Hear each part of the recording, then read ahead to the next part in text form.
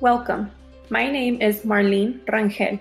Today we will be conducting an intentional observation of how STEAM is incorporated into a 6th grade classroom.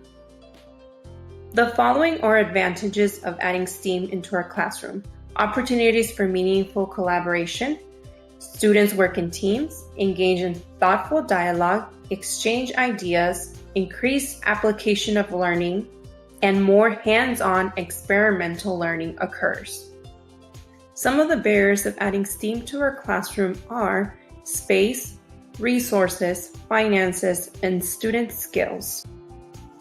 As mentioned in class, there's different ways of adding A to STEM: depiction, extension, reformatting, mimicry, and metaphor. This lesson was called the Zoo Project. Students were asked to select an animal and use a shoebox to recreate their habitat.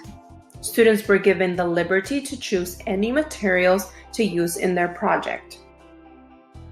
During the science observation, there was 28 students, 5 English language learners, and 4 special education students. Their learning context was animal habitats and animal adaptations. This was 1 week-long project. Materials were very low in supply. The resources were Chromebook, sketches, the teacher, and the tutor. The artistic strategy used in the science classroom was mimicry. Students were observing and describing their chosen animal's habitat.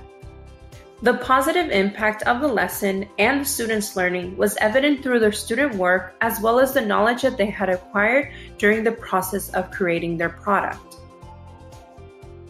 After analyzing the science lesson, some of the key features that stood out to me were the following: imagination, out-of-the-box thinking, application, hands-on, and enduring lesson. These key features made it a good example of how art can be incorporated into our science classrooms. There was also a couple of points that did not work well during the lesson. For example, students were not given enough time for planning, like sketching. Students were also not given options for product, and they were not given enough resources to accomplish what they had in mind.